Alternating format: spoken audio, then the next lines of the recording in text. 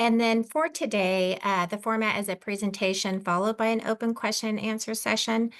If you'd like, you can submit written questions at any time during the presentation using the chat function, and then we'll come back to them at the end. And that just helps us get a good recording of the presentation to post.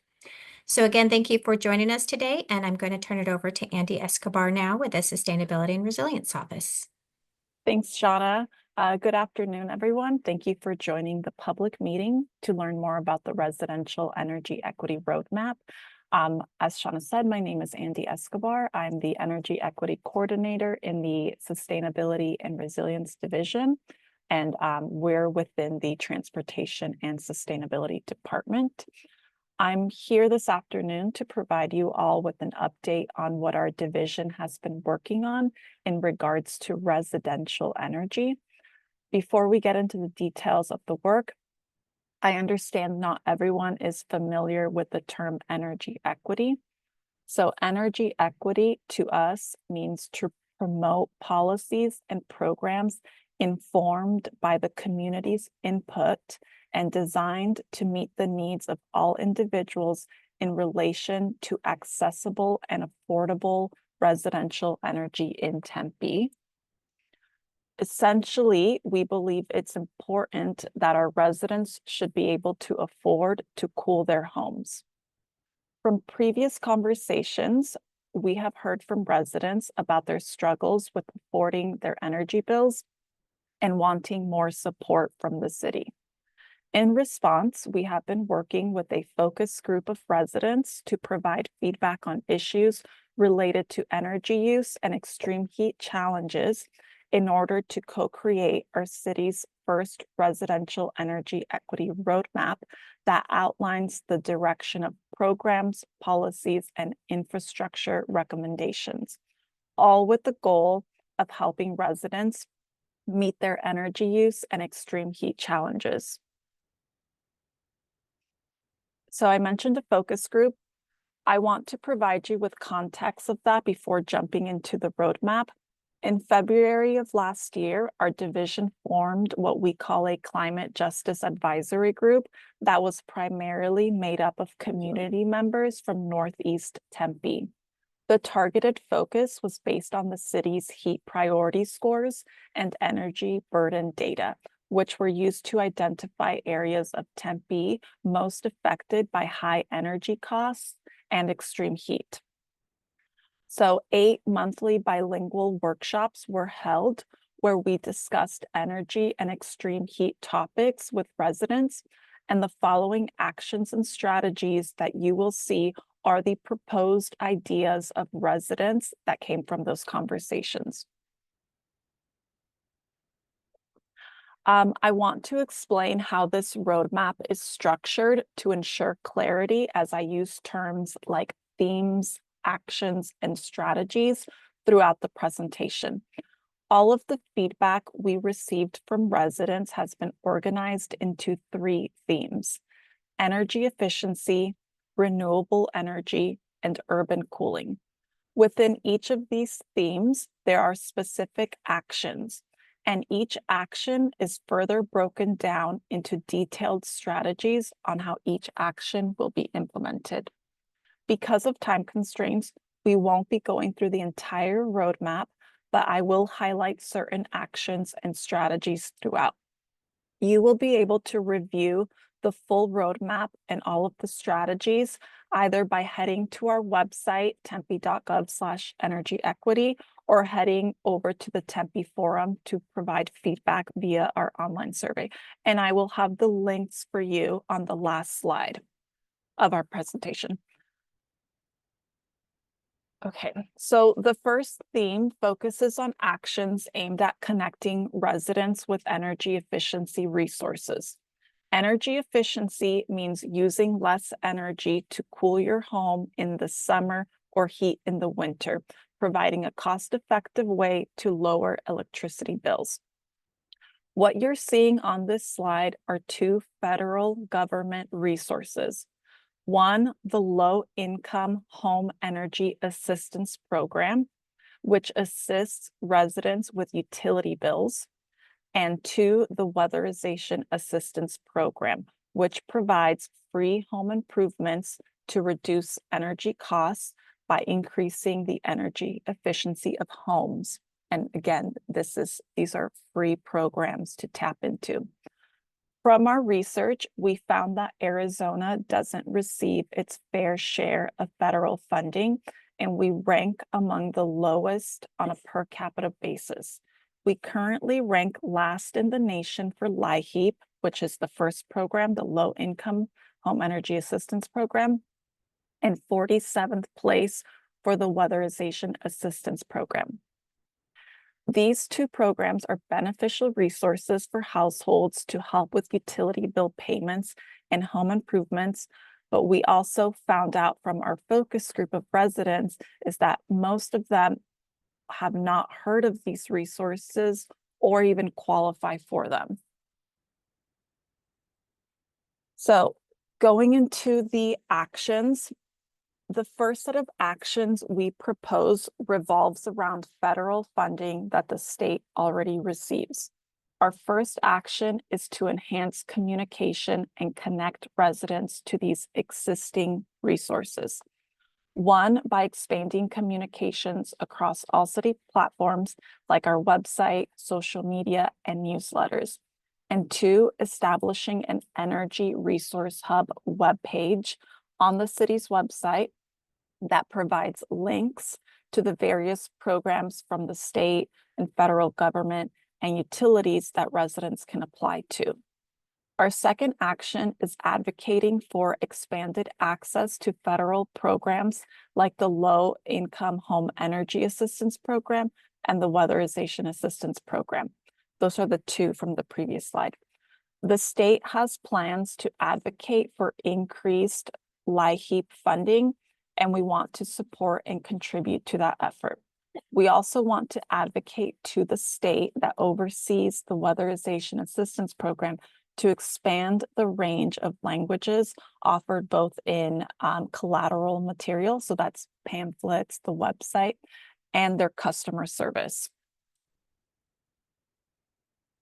The next set of actions are around developing resident-focused programs and education based on the strong interest we heard from residents. One example is that SRP will start hosting workshops at our Envision Center to connect their customers to their discount programs and rebates and other services that help customers with lowering their energy bills. We'd also like to develop a portable energy meter lending program that allows residents to borrow energy meters. A portable energy meter is a small device that you can plug into an outlet, and you can then plug your device into the energy meter. The meter will show you how much electricity your appliance uses and can help you calculate the associated cost. Second, we're looking to formalize partnerships with philanthropic organizations and community development financial institutions to leverage their external resources. And finally, we want to address concerns from multifamily housing residents about building design and maintenance by strengthening our building codes and standards. It becomes increasingly harder for those who live in multifamily housing to retrofit their homes or even make repairs on their own. So adopting and strengthening codes is one way of ensuring these buildings offer better insulation, energy efficiency systems, better windows, among other things. The main two codes I speak about are the International Green Construction Code, also known as IGCC. It requires more shade, trees, and cool materials to help cool the city. It currently is mandatory for city buildings and voluntary for private development, but the city is working on making it mandatory for private development in the future. The other code is the International Energy Conservation Code, also known as IECC, and it establishes minimum energy efficiency standards for buildings, which helps lower energy costs. This is already required for all housing since 2009. Currently, though, staff is reviewing all of the building codes and working on amendments, and they will be conducting a public process. So residents like yourself will have the opportunity to provide input. So moving on to the next theme, this theme focuses on strategies for connecting residents with renewable energy resources, also sometimes referred to as clean energy.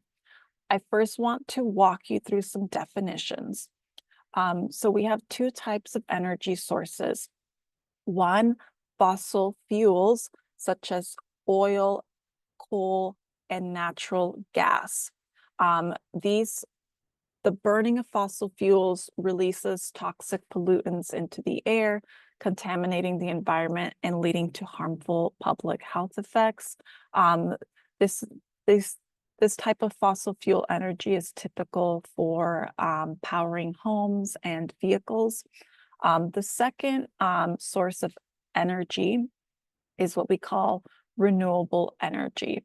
And it is a natural resource that does not run out and generates very little or no greenhouse gas emissions compared to fossil fuels, helping to reduce harmful gases and decrease air and water pollution. When we talk about renewable energy sources, we're talking about solar, wind, and hydropower, among other examples. On the right side, this graph is specific to the City of Tempe's municipal buildings, but I'm using this visual to show the different types of energy sources that SRP provides to customers. As you can see, most of the energy provided by SRP is not renewable, but SRP is working on expanding their renewable energy facilities and is also working on phasing out fossil fuel-based energy plants. But what we have also heard from residents is that some are interested in making that renewable energy transition themselves.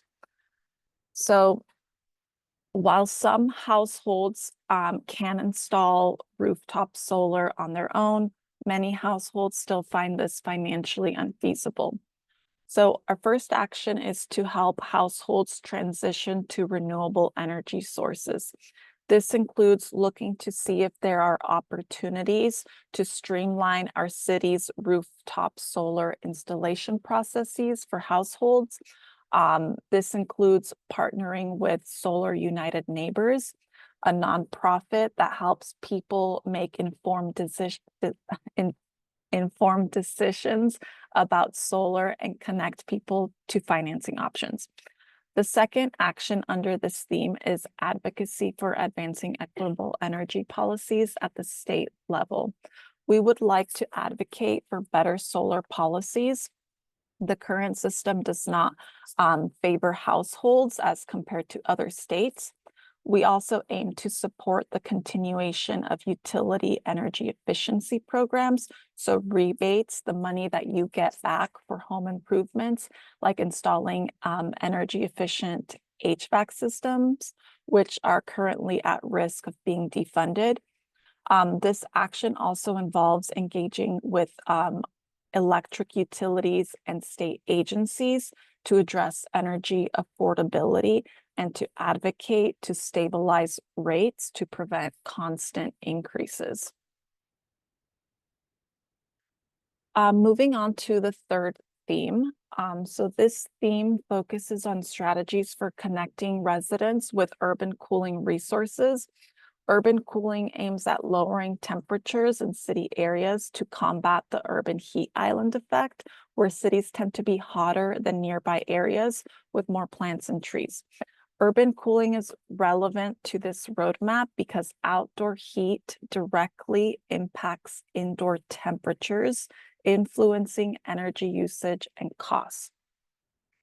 As you can see in these maps, the areas with fewer trees tend to have higher land surface temperatures and heat vulnerability. Let me walk you through to explain. So the left map is showing you how many trees and plants are in an area. The lighter the green, the less vegetation there is. The middle map is showing you how hot the land is to the touch. The red areas are the hotter areas. The map on the right is showing you how likely a person is to be injured or harmed during periods of hot weather. The factors that go into heat vulnerability are a person's age, whether they live alone, what the household income is, among other factors. So heat vulnerability is really determining the physical and financial ability to keep yourself cool and comfortable during high heat periods, like during the summer. And as you can see, when you look at the three maps, the areas with less trees tend to be hotter and have higher heat vulnerability. As opposed to the areas that have more trees, they have lower land surface temperatures and lower heat vulnerability. So the great thing about this theme is that we're already working on a lot of strategies and we have some programs in place. The first action is to promote urban cooling through accessible and inclusive tree programs. Looking at the strategies, this section covers our tree programs, the tree bait and the cost match program, which cover partial costs of trees that residents plant on their own properties. We understand that trees are costly and we are working with city staff in the departments that oversee these programs to explore any adjustments that could be implemented to better meet community needs. Another strategy is that we have already implemented is the Growing Together Tree Stewards program, which compensates and educates residents to grow, plant, and maintain trees in their neighborhoods. The second action is to address barriers to urban cooling through strategic investments. This is about making targeted investments in infrastructure and resources. So taking a look at our strategy, we are working on what we call our Rain to Roots master plan. It is a project aimed at making Tempe cooler by using nature-based solutions. This includes using trees, plants, and storm water management systems to help cool the city. It's about using plants and soil to absorb rainwater into the ground, unlike the current system that uses storm drains to move rainwater away.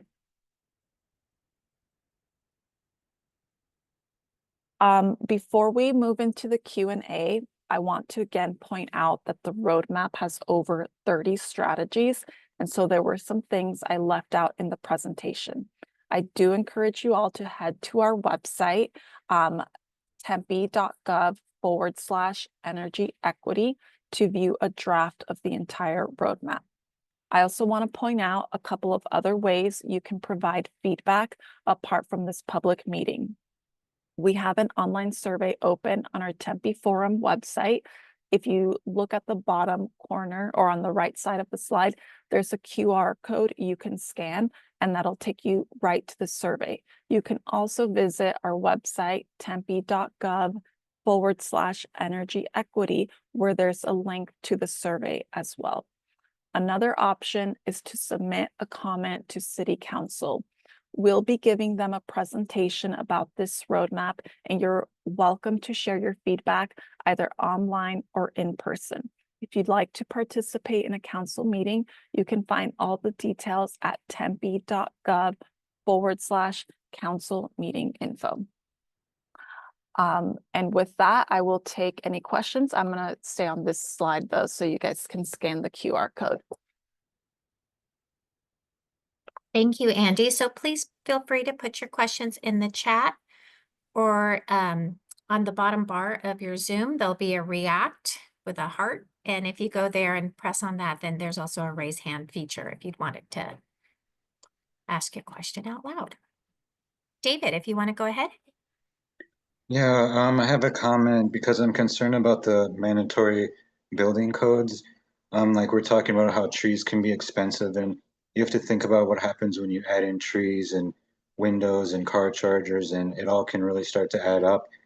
And I don't have to exaggerate the problem, right? Because low-income people have very little flexibility. They have very little income to begin with. So it doesn't take a huge cost to have an impact on them. And you can't really say it's about equity if you're providing car chargers and low-income people can't really afford to own an electric car. My second comment was about the order of how these strategies are going to be deployed. So for example, if you focus on the urban cooling, that can also help with the energy efficiency. So you start on the outside of the home, then you work on the inside of the home, and then that can help you progress to renewable energy, because that can help bring solar costs down. Even if it's by 10 or 20%, that could be more affordable, than if it's a much larger solar system. So kind of like thinking about how you order this, where you start on the outside with efficiency, work on the inside with efficiency, so you're not over buying the solar energy that's needed. Thank you. Yeah, thanks so much, David. Yeah, you make a great point about, not just going straight to adding solar to a home or going straight to adding energy efficiency appliances. Yes, for sure. It's about making sure that the home is up to the standard, maybe having to make improvements to the roof or to the foundation or the insulation. And then it's a step-by-step process, as you said. And then moving on to energy efficiency, then moving on to adding rooftop solar if somebody would like to do that. Yes, you make a great point. As for the building codes that you brought up, I'm not sure if I could answer to that, as I'm not involved. And I don't know if Brianne wants to jump in. Sure, I'm happy to jump in. Hi, everyone. My name is Brianne Fisher. I'm the Climate Action Manager for the Transportation and Sustainability Department. For those of you that don't know, Council did pass an IGCC and International Green Construction Code. So any new development has to follow the building code, and Council adopted a voluntary International Green Construction Code. And that's exactly why it's voluntary, is the points that David brought up. There is still some elements that are expensive to do. It costs a little bit more to build. So we've been monitoring the developments that's been coming to Council for approval, asking them if they can adopt certain elements of the Green Building Code and track and monitor those price points or those things in the code that are easy to do, that don't cost more and have great impact. So we're still working on that. It's an ongoing process and something that I think will be very relevant over the next 10 years as technology changes, as engineering solutions change. Overall, we're trying to strengthen our building codes over time, knowing that we don't want to disrupt any economic progress or any initiatives around affordable housing.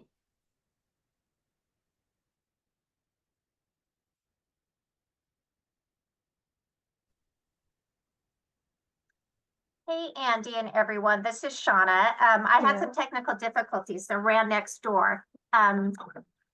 So I'm just going to be Keith for right now.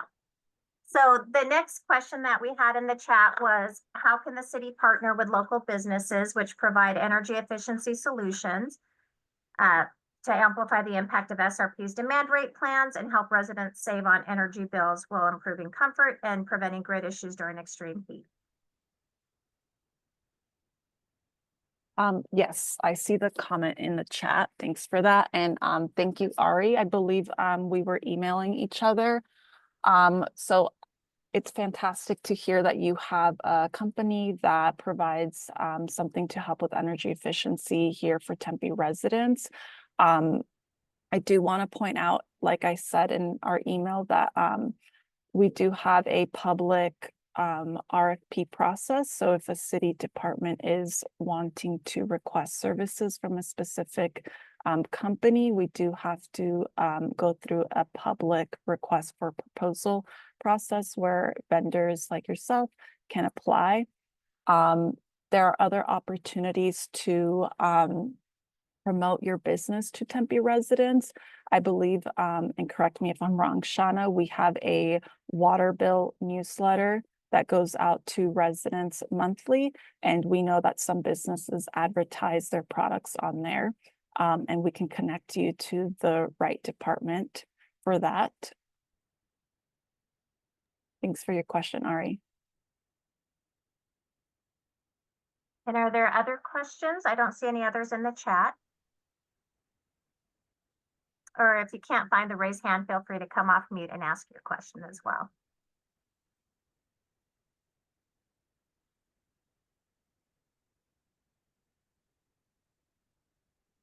I'm not seeing any others, Andy. And I also dropped in the chat the direct link to comment online, as well as you're welcome to join us tonight. If you want to mention, Andy, it's at the Envision Center at 6 p.m. in person. Yes, it is on Apache and Dorsey. Otherwise, thank you, everyone. Thank you, everyone, for your time.